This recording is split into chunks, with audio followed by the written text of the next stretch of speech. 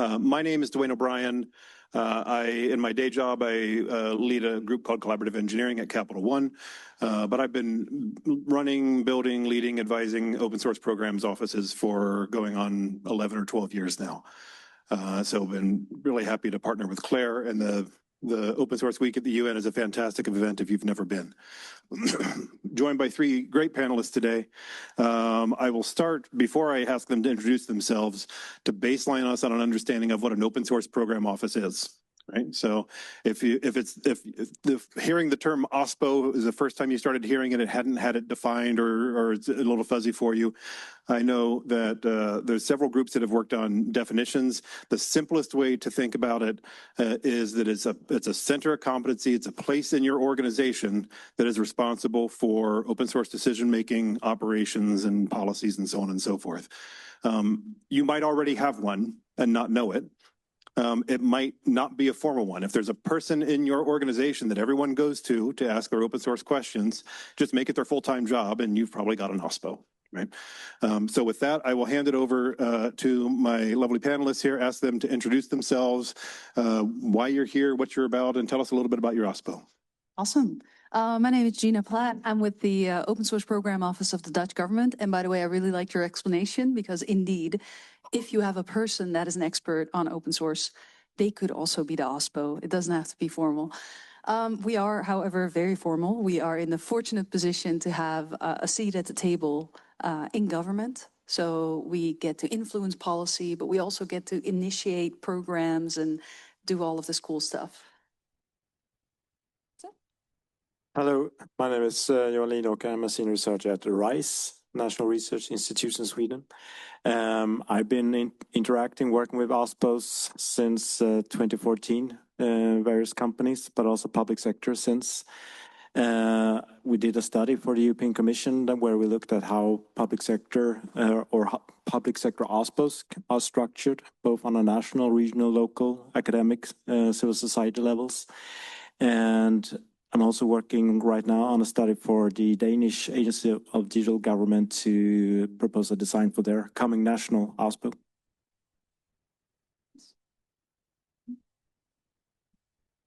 Hello, hello. Is that good? My name is Henry Poole, and I started an open source services agency in 2002. Everything was open by default from day one. Our proposals, our templates, all of our documentation, our contracts, everything. And we've been living that way for 20 some years. I'm here really to talk about procurement if there's an interest in it. We just open sourced the US federal government's DITAP program, which is the training program for digital IT acquisition. And it was done open from day one. The curriculum, we imported tech from Germany that allows you to upstream to make pull requests to the curriculum. And it's available. And there is a lot of cross-border collaboration that we're interested in, both in getting technology from Europe and bringing it to the US federal government, but also in sharing best practices and learning from the best practices from here. So thank you for sharing a little bit about your backgrounds, three very different backgrounds who are coming at this space probably to solve very different problems and with very different perspectives. Within the corporate open source program office, you have a very different set of conversations that you might do in academia or in government and so on. So Henry, I'll start with you. That way we're not constantly beating on yourself here. In a couple sentences, how do you think about the problems that public good OSPOs are trying to solve? I would probably say cultural, probably top, language. I think getting the right language and the right understanding to be able to frame things for all the different stakeholders. But I think it's, I've been talking to OSPOs for a while, and I think it's really about figuring out the best way to institutionalize culture and change culture so that people actually get it. Because living in the open is scary. Certainly can be. Same question. Same question. I mean, I would first like to repeat culture. I call it I typically call public sector suffering from a comfort syndrome. It's risk aversiveness, preference to the status quo, a conservative procurement culture. And a quote from the EU Open Source Week was that civil servants are trained in ensuring that the state functions, not to take risks or go above or beyond. And that culture really promotes these dependencies that we have. So that's a big thing. And then knowledge and experience practice in how to consider open source in a procurement and adoption process, myth-busting security mentality. If my perspective from the industry is that legal has a big inhibiting factor in some cases where there's lower levels of maturity. From public sector, when I see security or assumptions about security being a larger barrier, mental barrier. So the question was about scope, right? It was just when you think about the problems that public good OSPOs are trying to solve, what particularly do you think about for yours? So I liked your answer about narrative. That is something that we have to deal with. Just getting the narrative about why open source matters, why it's important into like public debate. I think we are sort of we're past that now because we've enacted some policies like the open unless policy in 2020, which was a huge win for us, which means that you have to choose open source unless impossible. And of course, the first few years, the unless was very popular, but but now we're slowly starting to get used to making government code open and publishing it somewhere. So we're getting there. The narrative has changed from it would be cool if to, gosh, we could save some money if we use open source, to it now being imperative to our digital sovereignty. So it's become very important.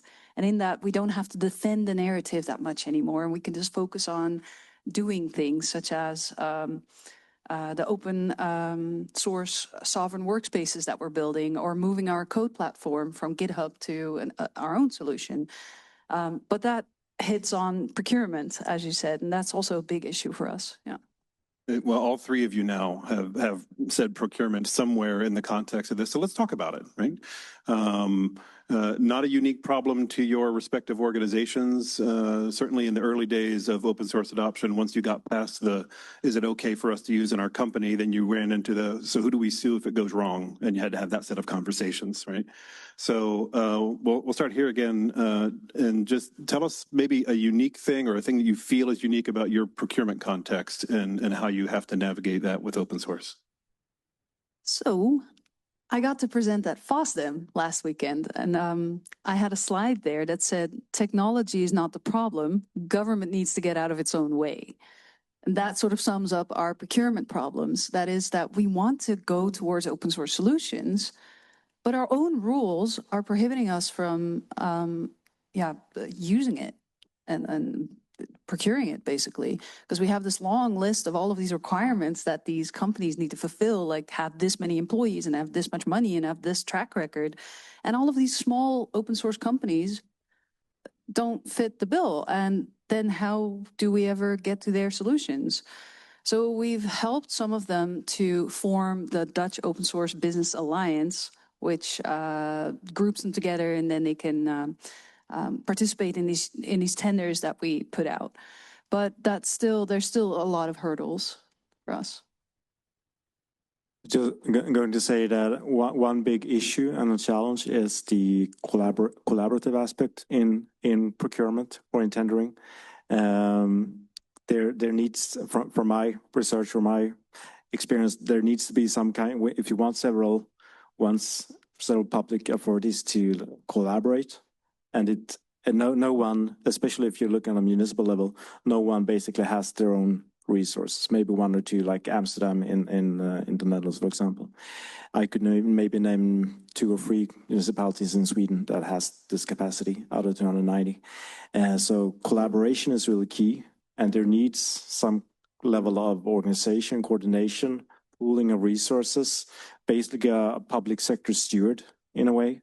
And we have these vehicles. There are like examples of Sambruk in Sweden, OS2 in Denmark, the VNG in the Netherlands, Agilakt in France. And these provide a very important tool for open source adoption, for collaboration, and for the sustainability of public sector open source in terms of the stewarding. And then the maintenance and the collaboration with the vendors is super important because, again, these members typically don't have the resources. They are dependent on the vendors to support them. So there needs to be this coordination. Without that, you might as well end up in a lock-in situation. All right. So what the question again was challenge for procurement? And your answer may be a little different given your long background in this space. Just a unique problem about procurement in your space and how you think about open source in that context. I probably would say just the same thing. Language. I was in France. It's really important to speak French when you're there. And I'm a geek. I've been writing code since I was 14. It's hard for me not to talk about stewardship and upstream contributions and fork deltas and all of that. And procurement people, they don't buy open source. They're buying safety. And they're wanting to reduce their career risk, their audit risks, their vendor risks, and their political risks. That's what their world is like. And it's like I was in a panel earlier, and just somebody was talking about that, just listening and getting involved with what their world is like first, and then understanding how to translate. And that's, I think, the biggest issue. And then we do training. We've trained folks in the U.S. federal government, 450 contracting officers, and one of the things that we found was that getting them involved in the process. So going along with vendor teams that have agile practices that are actually delivering code and doing it in the open and seeing GitHub, having those people mirror the vendors in our community, it gives them great exposure, and then they learn. You can't teach somebody how to swim on the side of the pool. They got to get in it. So I'm going to call on you for this first one again when I come up, but you mentioned talking about this whole problem sort of in the global context, right? And I think that's an interesting question right now. You didn't say it quite like that. I just don't remember what you said. But it's an interesting question right now because I think there's a couple things that are true as we look over the course of the last couple of years. The geopolitical landscape is all changing, and we've seen the policy landscape changing as well, right? And so as we think about trying to navigate open source in a place where it feels like there are regulations that are coming in and maybe trying to put restrictions on us that weren't there before, while we're also concerned about how to continue to collaborate across these kinds of borders, like what do you think about in particular for public good and OSPOs? What role can they play? What role could OSPOs play?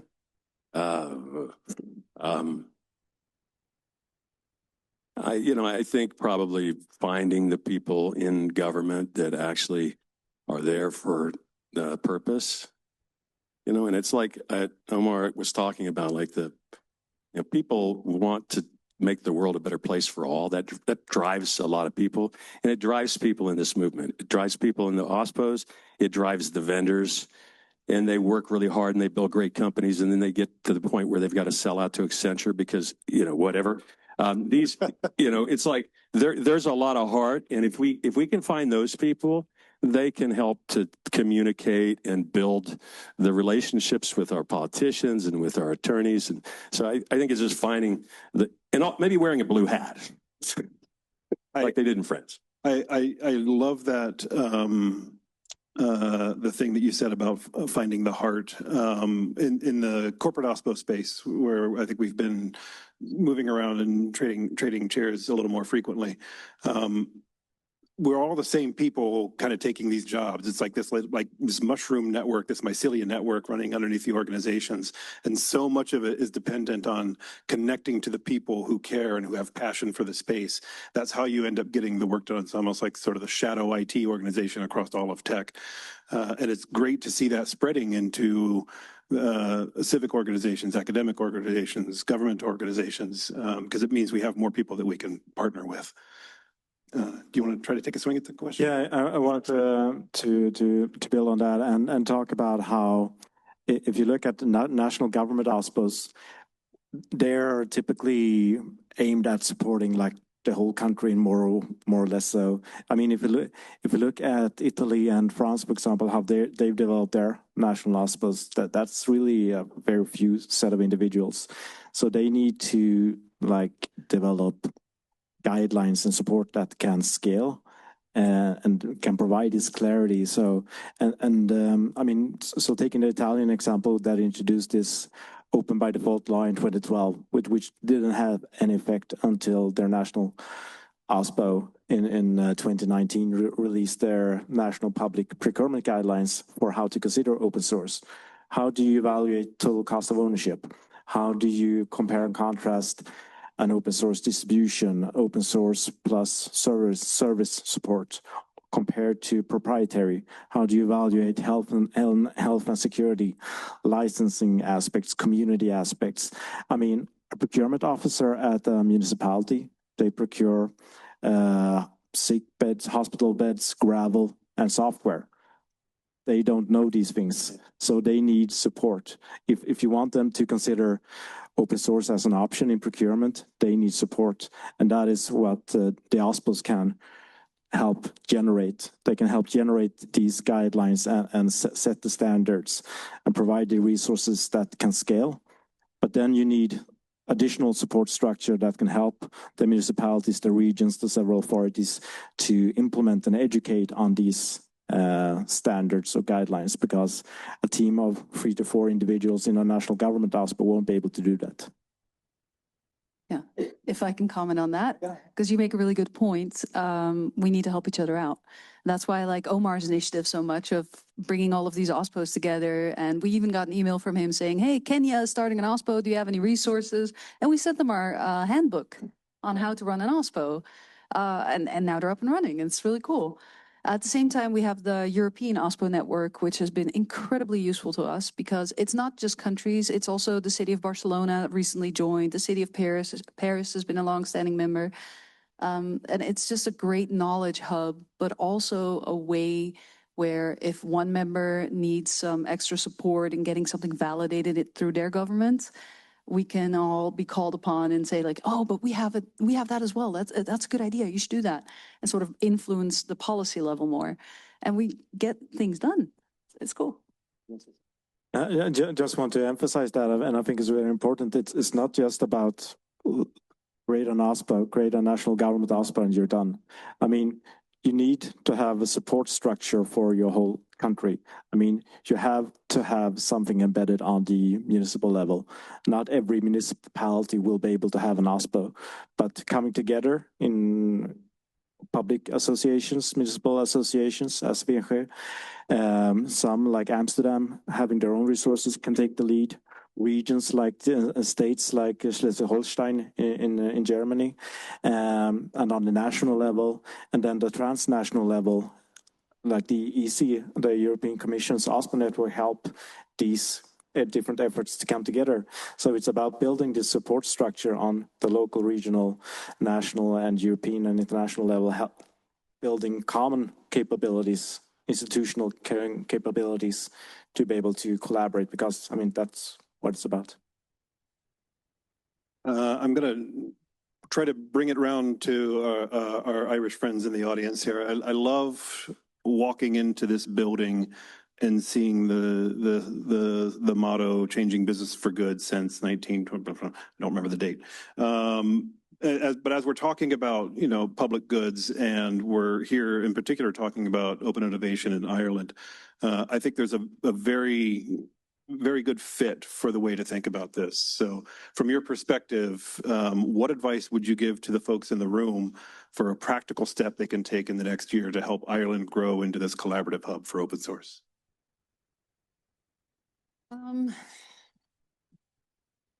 Well, so I usually get invited to European conferences, and the main topic is digital sovereignty.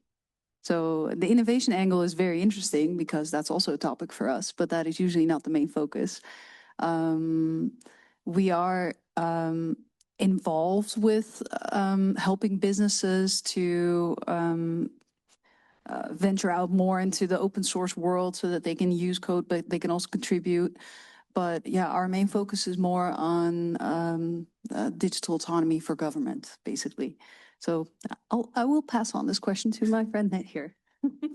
But I think you're on the right track, and just like, what are we talking about? Are we talking about the need for creating interoperable solutions that's required by the Interoperable Europe Act, or are we talking about increasing our digital sovereignty or resilience, or public money, public code, like a basic policy? What's the reason? What do we want to achieve? And then what tools are at our disposal? Open source, open standards, exit strategies, talking about data ownership and access, open APIs and whatever. And then it's about, okay, creating, what's the goal? Creating a strategy for that, creating a policy, and then how do you go from policy to action? How do you need to turn that policy how can you translate that policy into a language that practice, like the procurement officers or the municipalities can understand? What kind of support do they need? And then you implement that support. So it's really going from the goal to. This is a really difficult question because it's like I have, 20 different audiences here. So, I'll just pick the most recent one. I just had a great conversation with a gentleman, and I forgot the name of the business, but it's a JavaScript organization that has done a lot of work in Ireland, and they're one of the leaders in the world, and I didn't really know about it. It was the best kept secret for me. And I also met another person here, Stella Power. She has Anatech. It's a really wonderful company here. Maybe people don't know about her business. My guess is there are a lot of them. There are a lot of companies here, and maybe lifting them up because maybe we just don't see. It's like when Bastian carried the blue hats and used that. People started noticing there were other people around. It feels a lot better. You feel a lot more comfortable making decisions if you see all this movement going on. So I think that could be useful. I don't know enough of the diversity here in the audience to really, do much more than that. But yeah. I'll close out that sort of line of thinking and open up to questions in the audience. I think we're about 10 minutes left. By saying, I think you've taken the best actionable step you could take by just being here. And if you wait 6 months, 12 months, 18 months till you get the funding to hire a person to be your open source person, you're missing 6 to 12 to 18 months worth of getting connected to people, right? And that connection that grows between the OSPOs that we were talking about earlier, like that, it does more for developing that muscle for those folks and for your organization than anything else you could do. So bring a friend and keep coming. And with that, I'll toss it out to questions in the audience. Got one here. This one first. Yeah. Not so much a question as a comment. One of the speakers mentioned the importance of not jeopardizing one's career path if one is a public servant.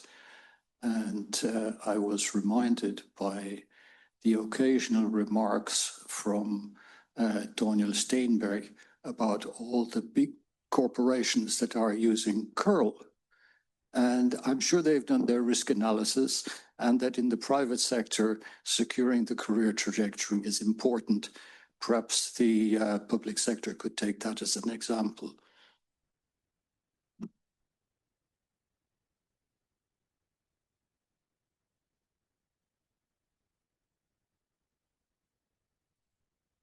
Procurement, yes. Henry, you mentioned that you had engaged in training procurement officers. I think that's really interesting. I'd like to know a little bit more about what actually sort of, you know, just to get a bit more detail about that, because I think it's something that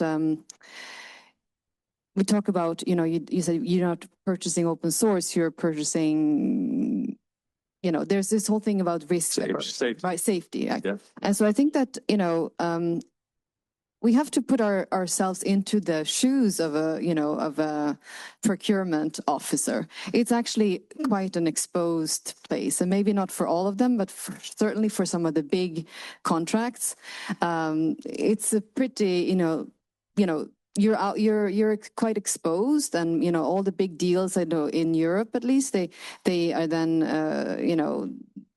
there's litigation after decisions, things like that. So I think, to say, or not to say that we're just saying that, oh, they're conservative.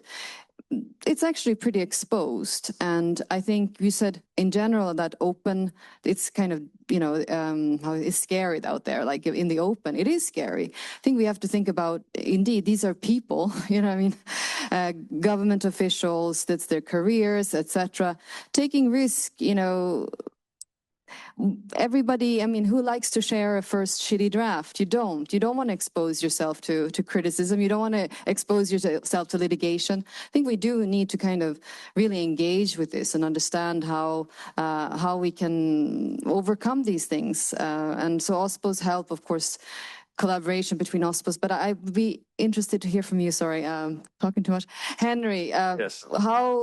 Could you share with us a little bit more about how that came about, first of all, that you we've been doing training in the state of California. We trained teams on open data. We trained the attorneys about the new open source law that was passed in California. We trained a digital services team, which turned into the Office of Innovation for the state. So we trained federal government's procurement departments in the United States. We've got 450 graduates. They each have like an $8 million bottom. So any procurements over $8 million in the U.S., they have to be purchased by one of these people. And we've done that for 4 years. It came out of the Obama administration. People were buying, as Mike said earlier, I think he said people were buying, software the same way as they buy like a car. And there's a lot of difference. The methods that we used were to actually understand what baseline they're at. We determined that there were different people that had different levels of experience, procurement officers. And so we created a base training, which is just, what is cloud? What is agile? What is open source? What is, outcome-based procurements? What's modular contracting? Just the basics. But what we did was it's a 6-month course. It's immersive. It's a lot of time.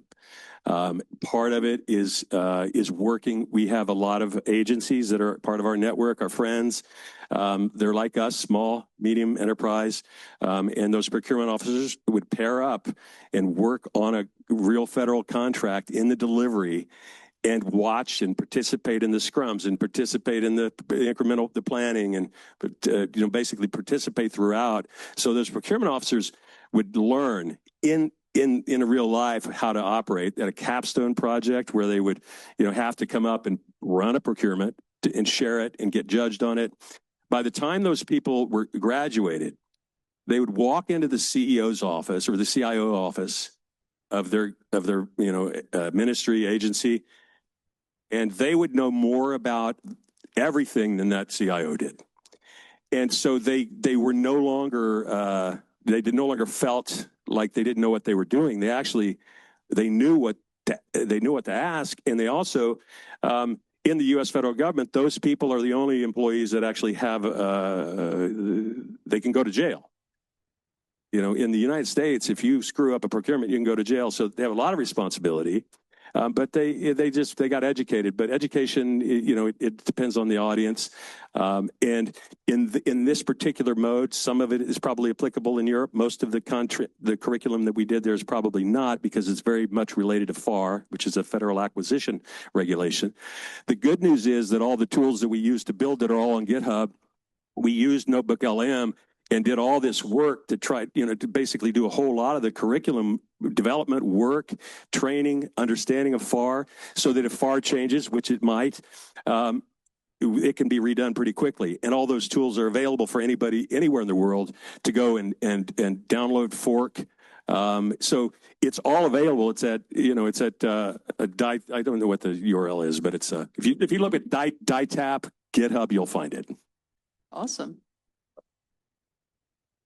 I just want to add on to, I just want to add on to what Henry said, relevant to the question here.